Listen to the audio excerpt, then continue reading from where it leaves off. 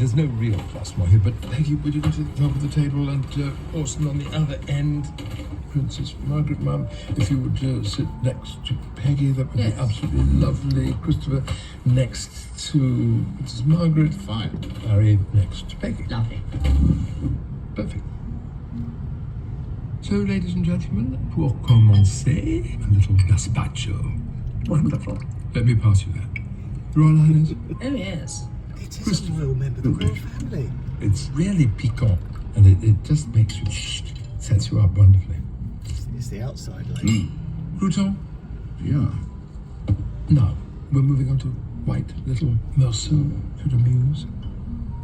Mum? Yes, please. Barry, I know, absolutely not. Well, I was addicted to alcohol for about 15 years of my life.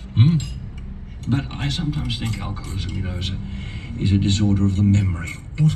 You wake up in the morning groaning and you say never again, and by lunchtime you're onto your second Beaujolais or whiskey and soda, or not even soda. That's right. So, what was it actually made you stop? I just realized there was no future in it for me. It was sort of, I'd done all you could do with alcohol except die. Yes. And thereafter, things really took off. Dame Edna. Hello, possums. It was as though I'd been driving in a car with the handbrake on for years. That's interesting. I think I may have gone without alcohol for a couple of days in Couple of days. 91. Not really since. Not a couple of weeks, a couple of hours.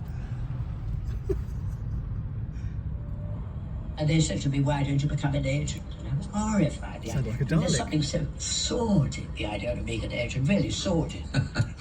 All I knew were actors' agents, and they really are very sordid.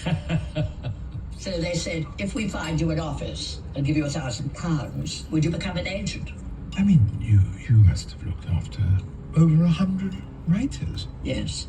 Robert Bolton, Alan Ayckbourn, David Eyre, Christopher Hampton. Yes. Oh, and you absolutely discovered Joe Orton. That's right. Wow.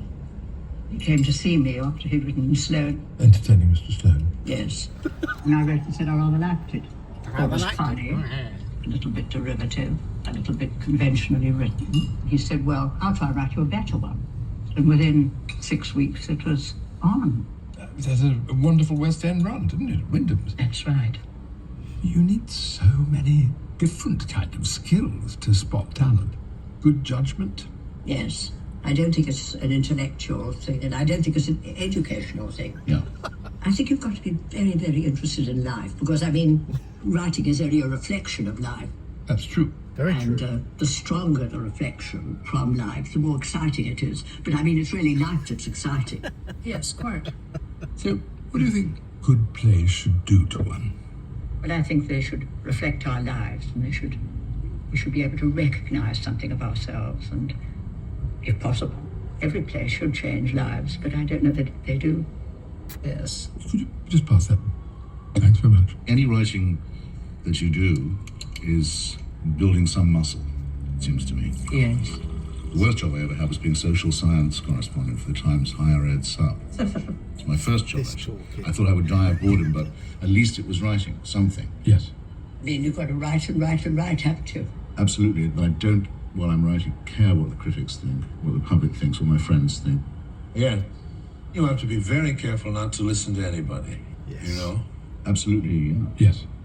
One's desire to write is actually almost independent of what anybody thinks about it. Yes. All I ever wanted to be was a writer. My only subject was me. And it was only when I became an actor that I thought, oh, I've got a subject now. I go like that. And because I was so excited about the subject, I go like I that with didn't have fingers. any fear. Regan goes, of it, no, any you're looking at the anxiety. keyboard. Pretty much like my beginnings in the theater. I'm going, If you're walking along the edge of a cliff and you don't know it's the edge of a cliff, you have perfect confidence, you know? Yeah. Yes.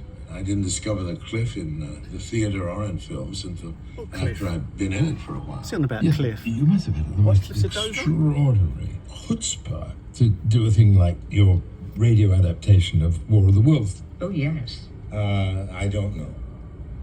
We had no idea how effective it would be because about halfway through the show, we saw that in the control room there were a great many policemen and every moment more. We thought, well, something's gone wrong. Some few people have complained and swallowed what we're telling them about the Martians having come to the world. The Martians? We didn't